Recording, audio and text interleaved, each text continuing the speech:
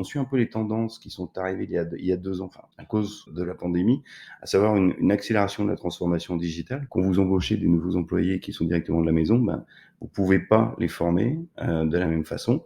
Ils n'ont plus la capacité de demander à leurs voisins dès qu'ils ont une question, comment je peux faire pour résoudre ça ou pour utiliser tel outil. Donc il faut leur donner aussi beaucoup plus d'outils pour leur permettre, une fois encore, d'apprendre, et d'être productif de la maison. L'an passé, on a un deuxième effet de la pandémie, cette vague de changement de poste. Il y a un besoin de compétences d'entreprise, urgent auquel il fallait répondre et donc les entreprises ont dû investir encore plus sur la mise en place, de formations à grande échelle et puis comprendre aussi, mettre en place les outils nécessaires, au développement des employés, à la mobilité interne. Les entreprises les plus performantes seraient-elles celles qui bâtissent la capacité d'apprendre plus vite que la concurrence? Je suis Cyril Ijard et avec la société nous avons décidé d'aller à la rencontre de celles et ceux qui font l'entreprise apprenante. Responsables de la formation, DRH, directrices et directeurs d'universités d'entreprise, experts de la tech ou de la pédagogie, nos invités viennent partager leurs expériences, leurs apprentissages et leur vision du monde de la formation professionnelle et du développement des compétences. Au fait, c'est qui nous? Nous, c'est un collectif dont la mission est de faire des richesses humaines le moteur de performance des organisations. Et c'est grâce à nous que le podcast L'entreprise apprenante existe. Aujourd'hui, je reçois Philippe Gerbelot-Barillon, directeur learning et engagement chez LinkedIn. LinkedIn est donc la plateforme qui compile le plus de données au monde sur les informations économiques des entreprises. Philippe nous détaille donc les dernières tendances des entreprises en matière de formation dans un contexte de tension sur les ressources et sur les compétences. Avec Philippe, on échange aussi sur comment développer une culture d'apprentissage et donner à chacun l'envie et les moyens de se former. Et puis on aborde comment LinkedIn aide les entreprises et les institutions à prendre les meilleures décisions grâce à une cartographie des compétences acquises, des besoins en compétences et des niveaux de concurrence. Cet épisode nous démontre combien la donnée est aujourd'hui indispensable pour un service formation, mais aussi pour une DRH, afin de piloter le développement des compétences, favoriser la rétention des talents, susciter bien sûr des mobilités internes et ainsi assurer la compétitivité de l'entreprise sur son marché. Bonne écoute. Bonjour Philippe. Bonjour Cyril. Philippe, je suis très heureux de te recevoir sur le podcast de l'entreprise apprenante.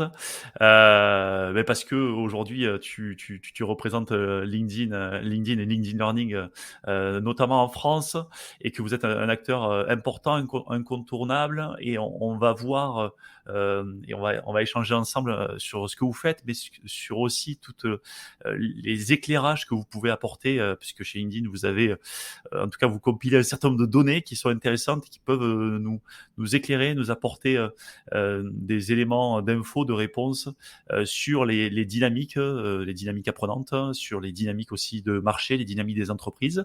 Mais avant tout ceci, je vais te demander de te présenter en nous donnant quelques éléments clés de ton parcours. Merci. Merci, Cyril, encore de nous inviter, sur ce podcast. Ça me fait très plaisir d'y participer. Donc, je suis, Philippe Gerbelot-Barillon.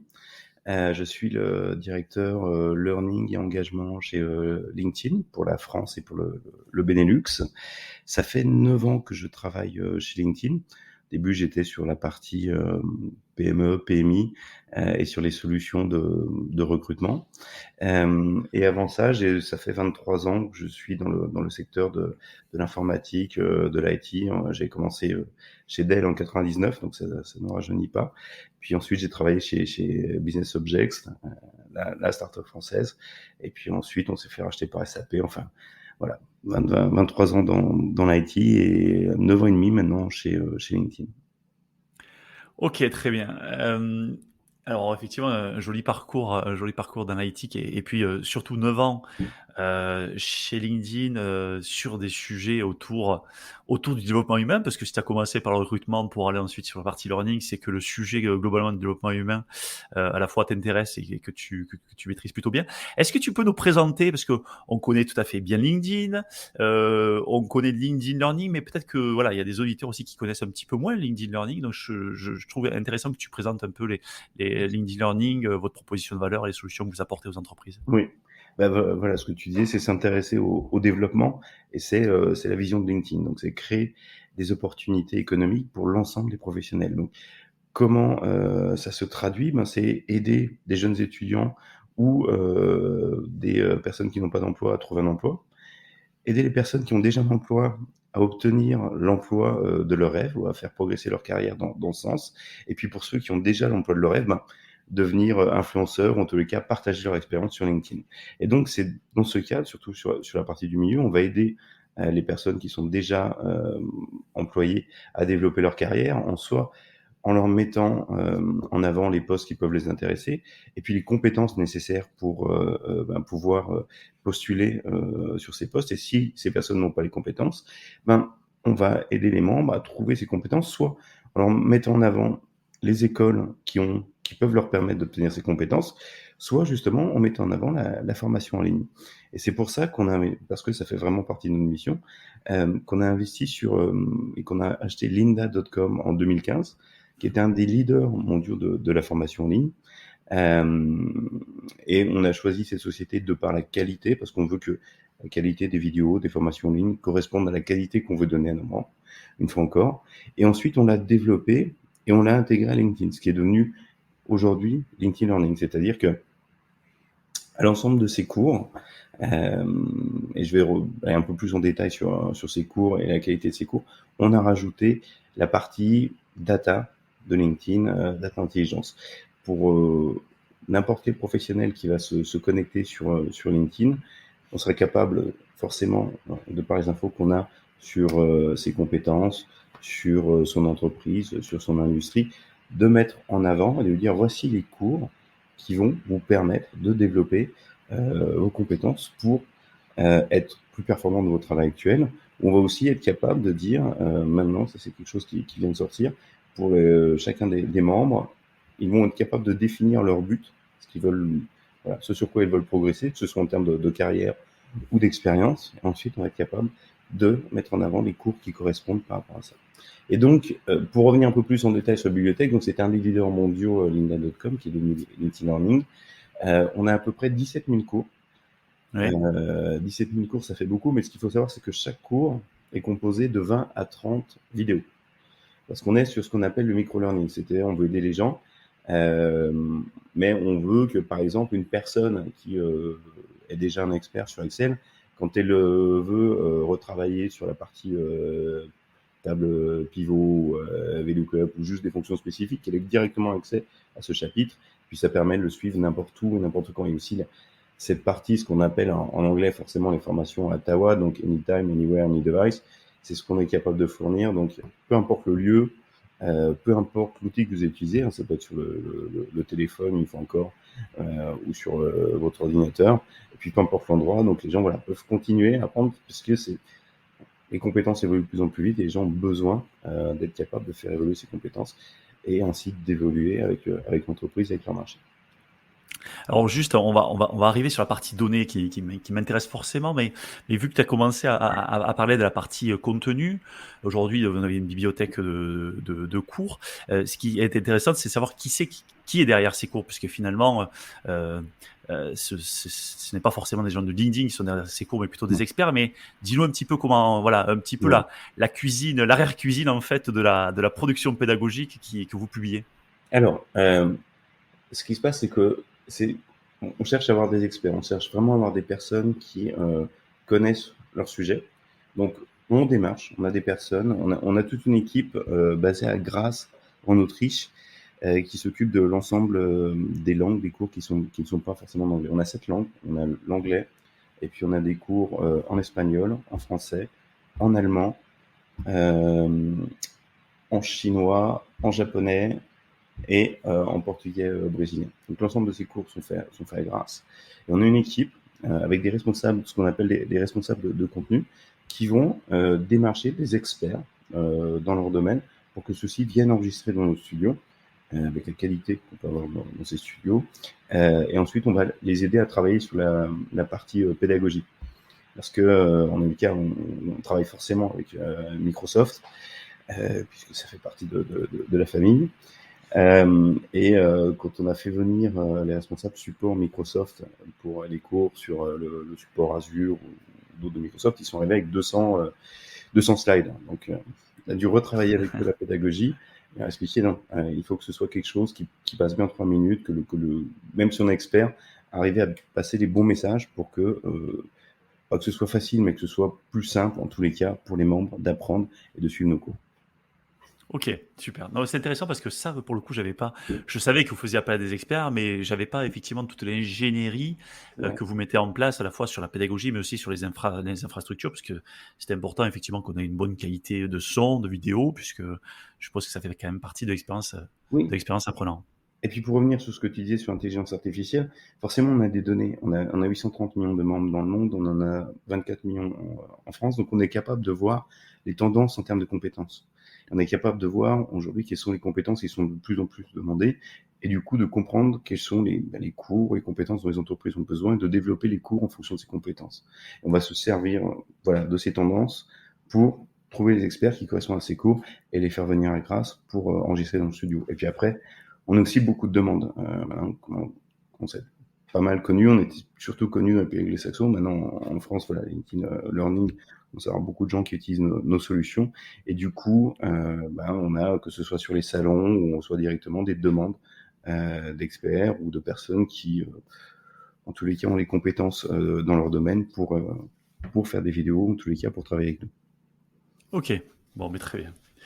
Euh, donc, et tu as parlé effectivement du volume impressionnant de données. Tu as dit, me semble-t-il, 830 millions Dans le monde, de de membres. membres dans le monde. Voilà. Je sais qu'en France, tu vas peut-être redonner des infos, mais on est à bien plus d'un actif sur deux. Ouais. Vous avez donc beaucoup de données qui vous permettent de savoir un petit peu quelles sont les pratiques de formation et globalement les pratiques dans les entreprises. Vous avez aussi récemment sur un événement Forward publié un certain nombre de chiffres que tu as pu mettre en œuvre. Est-ce que Ouais. tu pourrais nous faire une synthèse en fait des pratiques et des tendances que vous constatez chez LinkedIn dans les organisations? Ouais. D'ailleurs, l'événement va être en ligne, donc si vous pouvez le regarder, il y a beaucoup d'informations qui sont intéressantes puisque c'est sur les tendances 2022, que ce soit sur On, la met, recrutement en on compétences. mettra le lien, Voilà. dans le commentaire d'épisode pour envoyer les auditeurs. Ouais. Et donc, pour revenir sur ces tendances, alors depuis, on suit un peu les tendances qui sont arrivées il y a 2 ans, enfin, à cause de la pandémie, à savoir une accélération de la transformation digitale, puisque euh, l'ensemble des entreprises se sont retrouvées du jour au lendemain avec leurs employés à la maison. Donc, il fallait permettre à ces employés de pouvoir continuer à travailler de la maison, donc leur donner les outils. Et si les outils digitaux n'étaient pas encore là, donc la capacité d'envoyer des contrats en ligne ou des choses comme ça, il fallait investir sur ces outils et former les employés à ces outils. Ça, c'est la première raison de la transformation digitale. La deuxième raison, c'est que quand vous embauchez des nouveaux employés qui sont directement de la maison, vous pouvez pas les former de la même façon. Ils n'ont plus la capacité de demander à leurs voisins dès qu'ils ont une question, comment je peux faire pour résoudre ça ou pour utiliser tel outil. Donc, il faut leur donner aussi beaucoup plus d'outils pour leur permettre, une fois encore, d'apprendre et d'être productifs de la maison. Donc, les entreprises ont été forcés de rattraper un petit peu le retard qu'ils avaient sur cette transformation digitale. Ça, c'est la tendance qu'on a. On a récupéré, apparemment, on a repris 5 ans de retard ou d'avance sur cette transformation digitale, mais il y a encore beaucoup de chemin. Et ce qui est arrivé, surtout, c'est que l'an passé, on a un deuxième effet de la pandémie, ce qu'on appelait le Great Reshuffle, ou cette tendance, voilà, cette vague de changement de poste qui a touché le monde entier. Hein. C'était entre août et octobre 2021, c'est 25% des employés sur la partie USA, enfin Amérique du Nord, et c'était 20% en Europe, d'employés qui ont changé de poste. Donc ça a touché les entreprises de plein fouet. Donc il y a eu ce besoin encore plus vrai, c'est-à-dire il est plus simple d'aider les employés en interne à se développer pour répondre aux besoins de l'entreprise que de recruter en externe. Et voilà. Et ça, c'est encore plus vrai à ce moment-là, parce que tout le monde partait. Donc, il y a un besoin de compétences d'entreprise urgent auquel il fallait répondre. Et donc, les entreprises ont dû investir encore plus sur, la mise en place de formation à grande échelle, donc permettre à l'ensemble des employés de s'adapter à ces transformations digitales, de s'adapter à ces nouvelles fonctions.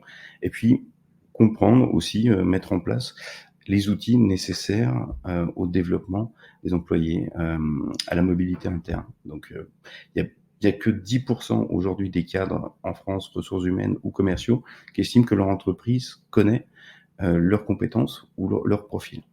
C'est-à-dire que 90% des employés estiment que leur entreprise n'a pas ces informations ou n'est pas capable sans doute de pouvoir les aider. Donc, si on part de ce constat, il y a beaucoup d'employés qui vont sans doute ne pas... ces employés pensent peut-être que d'autres entreprises sont peut-être meilleures pour le développement. Donc, Alors, juste, je me permets de te couper, Philippe, c'est super intéressant ce que tu dis. Pourquoi? Parce que par ailleurs, on enregistre début juin, on va faire un webinaire avec Maïra Schlein pour publier les résultats d'une étude qu'on a fait sur les organisations apprenantes. Donc, j'invite les auditeurs à se connecter en tout cas, quand l'épisode sortira, le webinaire sera sorti, mais en tout cas, aller voir l'étude. Et il se trouve que dans notre étude où on va interroger des entreprises de moins de 1000 à 3000 et de plus de 3 à 4000, seulement 10% des entreprises ont une cartographie des compétences à jour. Et ce sont les entreprises qui ont des cartographies de compétences à jour qui ont le plus de développement de mobilité interne. Donc, tu vois, ça vient corroborer finalement tes propos et la donnée que vous avez chez LinkedIn en disant effectivement, moi en tant que collaborateur, je crois pas que la RH ait finalement une visibilité sur mes compétences et donc je pense pas qu'ils aient des projets pour moi. Tu vois, si je devais peut-être le traduire côté expérience collaborateur. Donc ça vient complètement corroborer tes propos. Voilà. Et en fait, les entreprises qui sont capables d'offrir, d'avoir ces compétences et de permettre aux employés justement de bouger en interne, d'offrir cette mobilité interne, vont garder leurs employés 2 fois plus longtemps. On estime que c'est à peu près 5 ans au lieu de 2 ans normalement. Donc, ça permet de garder plus de connaissances de l'entreprise. Puis ça permet aussi d'attirer plus de personnes. Quand vous êtes dans une entreprise où la moyenne des employés reste 4 ou 5 ans, c'est plus attractif pour les employés qui vont se connecter qu'une entreprise où les gens restent 2, 3 ans et sont bons. Donc, il y a un effet boule de neige qui fait que, d'une, on garde les compétences et on attire plus facilement et on a moins de soucis justement de personnes qui sont bons et de changements à manager. Donc, c'est vraiment aujourd'hui le sujet. Le problème, c'est que la plupart des entreprises sont tellement en retard sur cette partie transformation digitale qu'elles investissent encore sur les formations pour la gestion du changement, parce que voilà, il est important de former ses employés au changement. Il y en a de plus en plus. On a vu la pandémie, la guerre en Ukraine. Les entreprises ont réalisé qu'il y a un changement. Voilà, tous les 2 ans, il y aura des changements et que les employés doivent être prêts. Il y a forcément des formations, surtout sur le management. Les entreprises étaient très en retard sur le sujet des managers, puisque les managers, en général, c'était un contributeur individuel qui faisait bien son boulot. On le passe au manager pour qu'il partage un peu son savoir, mais on le formait pas plus que ça. Donc, il se formait un petit peu sur le tas une fois encore avec ses collègues. Là, le Covid, la pandémie étant là, ils n'ont pas pu se former sur le tas. Et le souci, c'est que c'est le manager, c'est le seul lien aussi avec l'employé. Donc, si celui-ci n'est pas formé ou ne peut pas garder ses employés satisfaits ou motivés, forcément, on perd le lien. Les employés sont bons, donc c'est catastrophique pour l'entreprise. Donc, il y a vraiment besoin de soutenir les nouveaux managers, et puis de leur apprendre aussi à manager en milieu hybride, parce qu'il y a tous les anciens managers qui travaillent un petit peu en ancien avec les équipes. Alors, voilà, on discute tous les jours au café, on fait un peu le lien au café, on comprend ce qui se passe. Mais quand il n'y a plus de café, quand il n'y a plus de lien, comment on fait? Il y a un besoin de formation ou de remise en question, en tous les cas, de ce management. Donc, il y a toutes ces formations dont les entreprises ont besoin. Avec leurs employés à la maison, il y a beaucoup d'entreprises qui se sont rendues compte que certains d'entre eux n'avaient pas forcément des compétences qui étaient mises à niveau, puisqu'on est aussi sur le syndrome un peu français du diplôme qui fait la carrière. J'ai mon diplôme, j'arrive en entreprise. En fait, non. Beaucoup d'entreprises ont compris que voilà, si les compétences ne sont pas remises à jour tous les 5 ans minimum, en général c'est plus tous les 2-3 ans, forcément on perd en compétitivité et puis on n'est pas capable forcément de répondre à l'ensemble des besoins auxquels on a affaire. Donc il y a vraiment cette prise de conscience, ce retard sur lequel les entreprises sont toujours, et elles savent que pour mieux s'adapter, pour être mieux capable de faire face justement au changement qui arrive, il faut investir sur la rétention des employés, il faut investir sur le développement, il faut investir sur cette mobilité interne. Donc mettre en place ces données, en tous les cas, récupérer ces données de compétences et les faire évoluer. Mais quand on regarde les priorités actuelles, pour l'instant, ça arrive en 8e, 9e ou 10e position, vu le chemin qui reste à faire. Mais c'est ces entreprises, ces 10% qui sont déjà là, qui sont déjà en avance, qui vont être capables de mieux s'adapter, qui vont dépenser beaucoup moins d'argent justement sur cette partie recrutement et qui vont être beaucoup plus aptes à répondre aux challenges de demain. En fait, si de ma compréhension, si j'en fais une synthèse et que je connecte les points, euh, les points qu'on n'a pas connectés, en tout cas de manière systémique en France avec la formation, c'est ce que tu as dit, c'est le fait de mieux et de plus former les gens fait que les gens restent plus longtemps, fait Ouais. que donc on a finalement la rétention des talents, mais aussi et surtout dans un contexte, tu as dit, de turnover important, la rétention des compétences en interne, voire le développement des compétences en interne. Et Exactement. donc on va augmenter notre compétitivité, on va réduire nos coûts parce que toi qui viens aussi à un moment donné de la partie recrutement, on sait combien coûte un recrutement versus un collaborateur formé qui reste plus longtemps chez nous. Et en fait, Et il me puis semble que un recrutement, tu peux toujours, voilà, est-ce que la personne va correspondre à l'entreprise? Est-ce que dans 6 mois, il ne faudra pas le refaire? Il y a toujours un risque. Le recrutement, il y a le coût, il y a le temps de former les personnes. Parce que c'est pas une personne, c'est pas, entre le moment où on la recrute et le moment où la personne est aussi productive que les personnes qu'elle va remplacer, ça prend un certain temps aussi. Donc il y a les coûts de recrutement, il y a les coûts de formation, il faut pas se louper.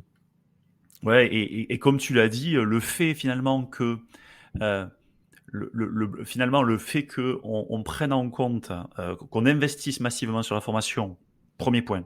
Mais comme tu l'as dit aussi, le fait que l'on connaisse finalement les compétences des équipes, les compétences de chacun pour donner à chacun une projection de carrière en interne sont des éléments constitutifs finalement à la fois de la compétitivité de l'entreprise, mais surtout d'une possibilité de parcours interne et donc de rétention des talents. Et je pense que ça, c'est encore un peu sous-exploité, ça c'est sûr, puisque tu l'as dit, et moi je corrobore avec l'étude, et totalement sous-évalué. C'est-à-dire qu'en fait, je crois qu'il n'y a pas encore cette connexion au niveau des équipes RH entre tous ces segments, entre ouais, ben, en fait, si on a besoin, on va recruter un externe. Non, en fait, ayons déjà ce premier pool, et nous, c'est une conviction qu'on a très forte chez nous sur l'organisation apprenante. La première chose à faire sur la partie compétences, c'est de s'occuper des compétences internes. Voilà. Mais c'est une question de maturité aussi de l'entreprise. Tu vois, si je reprends voilà, mon parcours sur LinkedIn, au début, quand je suis arrivé sur les PME, PMI, quand on parlait en 2013 de page carrière ou de marque employeur, personne ne connaissait. Ça a commencé par les entreprises, après petit à petit. Aujourd'hui, tout le monde sait ce que c'est que la marque employeur et culture d'entreprise. Mais là, c'est pareil. C'est-à-dire, on a 10% d'entreprises qui sont suffisamment matures pour le mettre en place. Les autres vont y arriver. Tout le monde va devoir le mettre en place. Bien Donc, sûr. mais voilà, il y en a pour qui ça prend un peu plus de temps. Et puis c'est vrai que le chantier est grand pour beaucoup d'entreprises qui sont pas encore prêtes et qui ont besoin de soutien là-dessus. Ouais, tout à fait. Non, non, mais c'est pour ça que tu parlais de conduite du changement, et c'est vrai à l'échelle du collaborateur, mais c'est surtout vrai à l'échelle de l'entreprise. Donc, ok. Alors effectivement, on va parler du collaborateur. L'un des enjeux d'une organisation apprenante est de développer une véritable culture de l'apprentissage pour que chaque collaborateur, en fait, prenne en main ce qu'on entend souvent, hein, son propre développement des compétences, soyez acteur de votre propre développement des compétences. Mais moi, la question que je veux te poser, c'est parce que finalement, vous apportez aussi une solution qui s'apparente à un moment donné à du self-learning, où les gens viennent consommer, comme tu l'as dit. J'ai pris un exemple sur un sujet Excel. Comment fait-on, en fait, pour que le collaborateur prenne en main son propre développement des compétences? Et est-ce que tu as quelques exemples d'entreprises clientes à partager sur des pratiques où ils ont réussi à développer ces cultures de l'apprentissage? Voilà. Alors, on va avoir une fois encore de tout dans les entreprises. Des personnes qui sont friandes et les nouvelles générations sont très demandeuses justement de cette partie formation parce qu'elles estiment que la formation fait partie inhérente de leur développement. Et puis encore d'autres générations qui sont peut-être voilà qui restent sur la partie le diplôme fait la carrière, qui vont avoir un petit peu moins d'entrain pour se former. Donc engager les employés, créer une culture d'apprentissage, c'est très important. Et on a beaucoup d'outils qui permettent de le faire. L'avantage qu'on a, on va dire, avec LinkedIn Learning, c'est justement les données. C'est-à-dire que, une fois encore, on a 24 millions de membres en France, donc on a la plupart des employés qui sont présents aujourd'hui sur LinkedIn. Et on va être capable, une fois encore, de dire, voilà, aujourd'hui, par rapport à votre parcours, voici les formations qui sont les plus pertinentes pour vous permettre de développer vos compétences et ainsi de développer votre carrière. On va être capable de dire, par exemple, aussi, voici les cours qui sont le plus suivis cette semaine dans votre entreprise. Les personnes vont être capables de faire des cours, mais pas seulement elles, mais avec d'autres personnes de la même entreprise et de partager un petit peu les connaissances. Il y a cette partie aussi qu'on vient de créer, ce développement de carrière où la personne va elle-même décider de ce qu'elle veut faire. Et donc, on va définir les compétences dont la personne va avoir besoin directement sur le site et mettre en avant aussi ses cours. Parce qu'une fois encore, 17 000 cours composés de 20 à 30 vidéos, voilà, c'est plus de 340 000 vidéos. Donc, il faut qu'on aide un petit peu à sélectionner ces vidéos, les mettre en avant, utiliser ces parties intelligentes artificielles. Alors, j'ai une question, excuse-moi de te couper. Ça veut dire que si je suis dans une entreprise qui est cliente chez vous, j'ai un poste de technicien sur, par exemple, une technologie A et je veux passer technicien sur une technologie B. Et donc, aujourd'hui, je sais pas exactement ce qui me manque, mais je sais que j'ai cette envie-là. Globalement, vous donnez, à partir du moment où moi j'exprime finalement le fait de vouloir passer de ce poste à ce poste B, vous donnez finalement la réponse pédagogique qui permet en fait d'aller faire cet écart de compétences qui me manque pour pouvoir ensuite prétendre à faire cette mobilité interne. C'est ça l'idée? Tout à fait, tout à fait. On a beaucoup d'entreprises, enfin, chacune des entreprises va fonctionner un petit peu différemment. Mais on a, par exemple, une entreprise qui fonctionne de cette façon. C'est-à-dire que chaque personne en interne qui veut postuler à un autre poste va devoir, avant de pouvoir postuler, suivre certaines formations. Et une fois que cette personne a suivi les formations, on estime qu'elle est apte à pouvoir postuler. Ensuite, elle peut postuler à ces postes. Pour la plupart des entreprises, nous, on offre un service qu'on appelle support client, qui sont des personnes qui connaissent les cours, qui sont juste là pour aider les entreprises à définir leur propre parcours. Chaque entreprise, en fait, a accès à l'ensemble des cours, va pouvoir mettre en avant les cours qu'elle a sélectionnés, créer ses propres parcours, choisir ses propres langages pour chacun des parcours, et les mettre en avant. Donc forcément, les parcours plus spécifiques aux ressources humaines, au marketing, aux commerciaux, elle va être capable aussi d'intégrer leurs propres vidéos, parce que on a des vidéos voilà, sur 3 bibliothèques principales qui vont être la partie, ce qu'on appelle compétences comportementales ou soft skills. On a la partie bibliothèque métier, donc vraiment ressources humaines, marketing, commercial, et puis la bibliothèque informatique. Et donc, il y a aussi forcément la partie métier pure de l'entreprise, sur lesquelles les entreprises ont souvent déjà des vidéos qu'elles peuvent directement inscrire dans ces parcours. Donc, on va avoir une customisation de ces vidéos pour l'ensemble des entreprises qui permettent déjà un meilleur engagement des employés. Mais chaque employé aura aussi accès à l'ensemble des autres cours. Et donc, c'est cette partie engagement qui aide à ce niveau. Et on a aussi des entreprises qui, pour cet engagement, ont créé, ont vraiment créé une culture d'entreprise. On a Mazar, par exemple, qui ont des consultants qui restent en général de 2 à 5 ans chez eux. Ils savent que tôt ou tard, ils vont aller chez des concurrents très connus. Et eux, leur culture d'entreprise, c'est la culture d'apprentissage. Donc, ils veulent vraiment que les employés qui viennent chez Mazar développent cette culture d'apprentissage, apprennent avec Mazar, soient contents de cette partie-là et que ça devienne leur image et leur marque.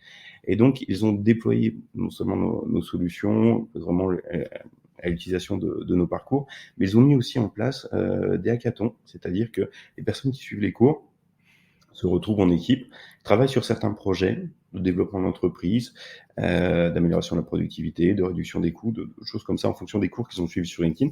Et ceux qui sont meilleurs, ensuite, ont un budget pour développer leur projet. Donc, il y a vraiment cette mise en avant de la culture d'apprentissage. Et encore, il y a plein de choses. Après, il y a beaucoup de sujets qui sont liés à l'actualité. Donc, on parle beaucoup d'inclusion, de diversité, d'équité. Donc, on a ces formations aussi qui sont liées à ces sujets que l'entreprise peut mettre en avant pour aider à former, parce que on en parlait, mais il y a beaucoup de choses à mettre en place et qui permettent aussi d'engager au niveau de l'entreprise sur des sujets qui sont peut-être moins liés à la productivité, mais plus liés à la culture d'entreprise. Et ce qu'on a fait quand on parlait, que tu parlais justement, voilà, un technicien qui veut passer au niveau B, Pendant la pandémie avec Microsoft, on a lancé un site spécifique pour aider l'ensemble des personnes qui du coup se retrouvaient sans emploi à pouvoir postuler à des emplois qui étaient demandés et à utiliser gratuitement nos formations. C'est une initiative qui se termine ce mois, à la fin du mois. Ça fait 2 ans et demi, enfin un peu plus de 2 ans qu'on l'a mis en place. Et il y a 10 parcours de formation. Donc on avait regardé aujourd'hui les postes les plus demandés. Et par exemple, un poste, ça paraît simple, mais le support informatique de niveau 1, ça prend 10 à 20 heures de cours qu'on a mis en avant gratuitement. N'importe qui n'a jamais fait d'informatique suit cette formation pendant 10 à 20 heures est capable de postuler justement à ces offres d'emploi qui sont très demandées en entreprise. Il y a besoin de beaucoup de support informatique. Et en fait, le niveau 1, c'est assez bête, hein, mais la plupart, 90% des demandes, c'est voilà, mon mot de passe ne marche pas, j'ai pas accès, comment je fais? Donc, Ouais, tout à fait. et, et voilà, on arrive à faire ce lien une fois encore entre les compétences. On est passé dans notre mode, on fait le lien entre les compétences et les besoins des entreprises. Et donc, on a mis, en fonction de ces emplois qui étaient le plus demandés, le plus de postes ouverts, les liens aussi avec les parcours qui permettent de postuler à ces offres. Mais je peux t'envoyer le lien, mais bon, ça se termine en juin. Mais on OK. a encore quelques Non, semaines. mais c'est très intéressant parce que finalement, ça montre toute votre capacité à utiliser la data du terrain et du métier. Et ça fait une très bonne transition avec la question que je voulais te poser sur cette partie data. C'est vrai que cette donnée que vous possédez, pour vous, c'est une clé de lecture importante des tendances et des besoins des entreprises. Tu as commencé à nous en parler. Et vous avez développé l'économique graph, qui est finalement un graphe qui permet de compiler quantité de données de tout ce que vous avez sur la partie learning, mais sur la partie recrutement, sur les évolutions de postes, sur les évolutions d'effectifs dans les entreprises, et qui permettent finalement de faciliter la prise de décision au niveau d'entreprise, mais aussi au niveau d'institution. Ça peut être même au niveau étatique. Moi, j'aimerais bien que tu nous en donnes un petit peu plus sur qu'est-ce que c'est l'économie graph et quel est son potentiel d'usage, voire ses applications concrètes aujourd'hui. Voilà. Alors, l'économie graph, une fois encore, tout le monde connaît LinkedIn justement pour la partie recrutement, CV en ligne, mais plus que ça, c'est cette partie voilà, données, économie graph qu'on est capable de mettre en place. Aujourd'hui, il n'y a pas d'endroit où vous avez plus de données économiques que sur LinkedIn. C'est-à-dire que on parle de membres, voilà, on a 830 millions de professionnels au monde, 24 millions en France. D'accord, donc c'est plus de 75% aujourd'hui des actifs qui sont des professionnels qui sont qui sont membres en France. Donc à la base, c'est qu'on veut donner à l'ensemble de ces membres la possibilité de choisir l'entreprise pour laquelle elles ou ils veulent travailler. Donc aujourd'hui, on a pas loin d'un 800 000, un peu plus de 800 000 entreprises liées à un profil en France, non 50 tout, mais 800 000 avec au moins un profil. Donc, et puis on en a des dizaines de millions dans le monde, et ça permet aux employés une fois encore de choisir, de voir quelle est justement cette marque employeur qui leur correspond le mieux. On veut que pour l'ensemble des entreprises qui sont sélectionnées, on ait l'ensemble des offres d'emploi. Donc on a 1,2 million d'emplois dans le monde, on a en France, on a des dizaines de millions dans le monde. Donc ça permet, encore, à l'employé de choisir l'emploi pour lequel il veut postuler. Derrière, il faut savoir les compétences. Quelles sont les compétences dont il va avoir besoin? Il y a des milliers de compétences. Et une fois que le membre a ces informations, on va pouvoir le mettre en relation soit avec l'école qui va lui permettre d'acquérir ces compétences, soit avec forcément la partie formation en ligne pour acquérir ces compétences. Et avec l'ensemble de ces informations, on a aussi l'actualité, et il n'y a pas d'endroit au monde où vous avez plus d'informations encore sur votre profession, sur votre industrie, sur votre entreprise, puisque on est le premier éditeur économique mondial. Donc, avec l'ensemble de ces informations, on a ce qu'on appelle l'économie graph. Donc, on a une vue globale des opportunités, des compétences, des personnes présentes, des entreprises présentes, et on va pouvoir aider forcément des entreprises qui vont décider, aujourd'hui, j'ai besoin d'ouvrir une entreprise ou d'ouvrir une usine, et j'ai besoin de telles compétences, quel est le meilleur endroit où je vais trouver ces compétences, où je peux le faire. Et on l'a fait. Intéressant. Alors ça, c'est au niveau des entreprises, des données avec lesquelles on peut travailler sur la partie entreprise, mais on a forcément travaillé aussi avec beaucoup de villes, et aujourd'hui on travaille avec beaucoup d'États.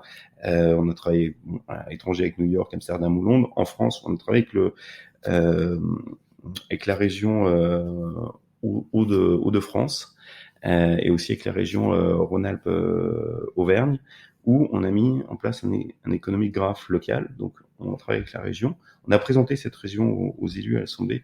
Par exemple, sur Rhône-Alpes-Auvergne, sur les 1,5 million de membres qu'on avait à l'époque, c'était il y a 2-3 ans, la dernière fois qu'on l'a fait, c'était avant la pandémie.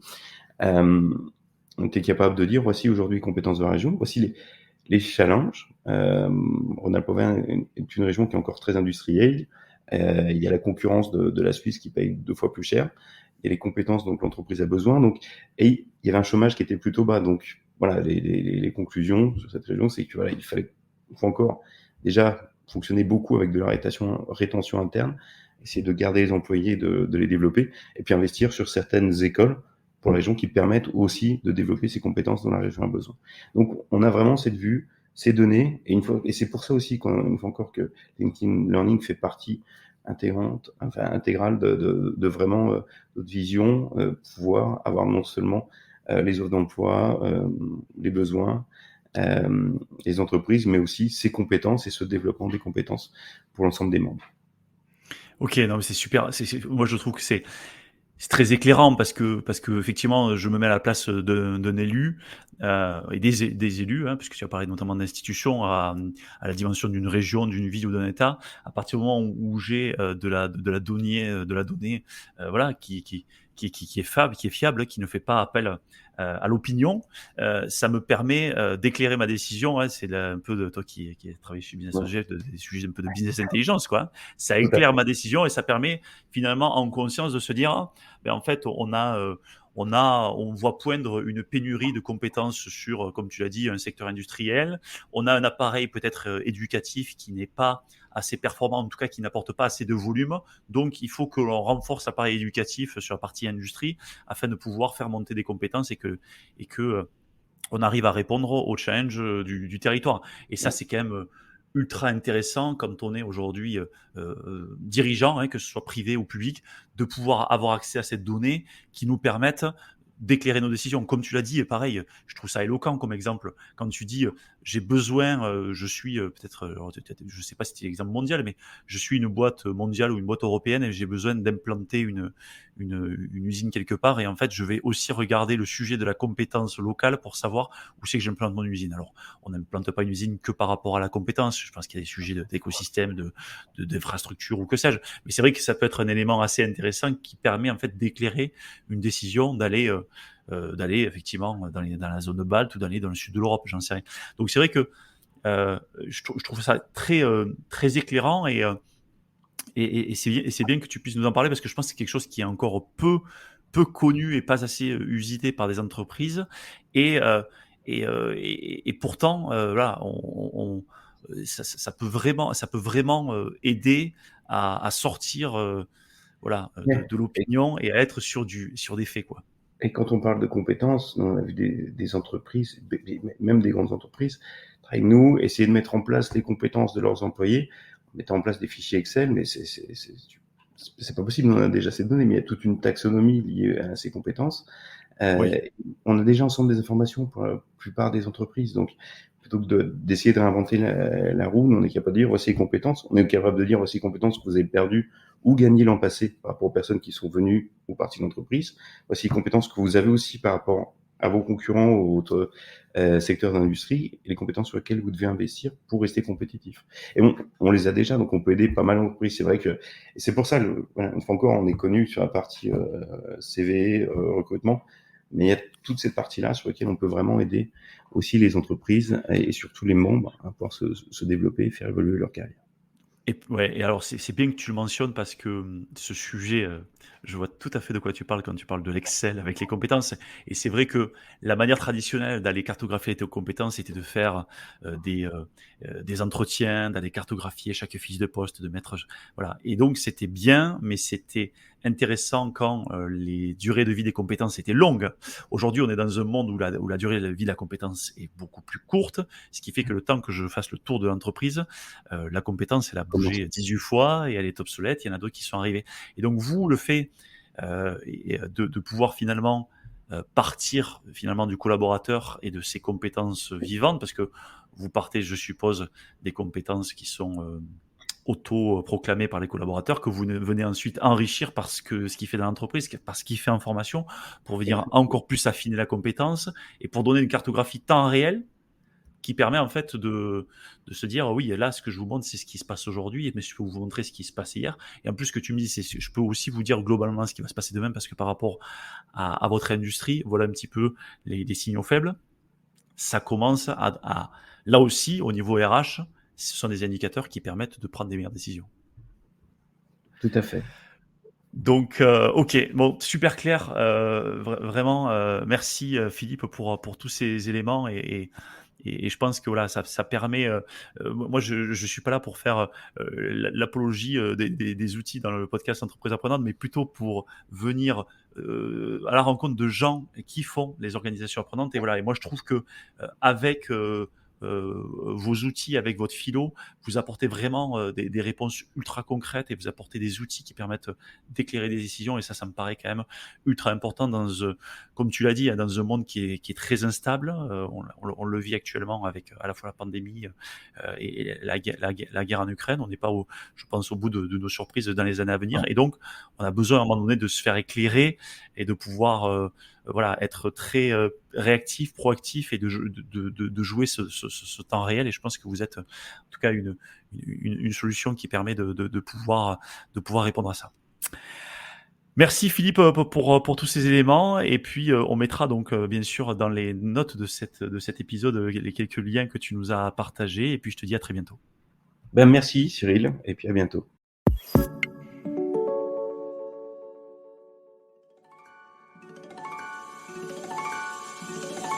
Attendez, ne partez pas si vite. Vous avez aimé cet épisode ? Dites-nous-le en laissant un commentaire, en le partageant auprès de vos collègues ou sur les réseaux sociaux et en laissant 5 étoiles sur Apple Podcast. Cela nous aide vraiment à faire connaître le podcast et nous motive à produire de nouveaux épisodes. L'entreprise apprenante vous a été présentée par nous. Nous est une entreprise dont la mission est de faire des richesses humaines le moteur de performance des organisations. Retrouvez-nous sur nous.co, nous.co. À très bientôt sur l'entreprise apprenante.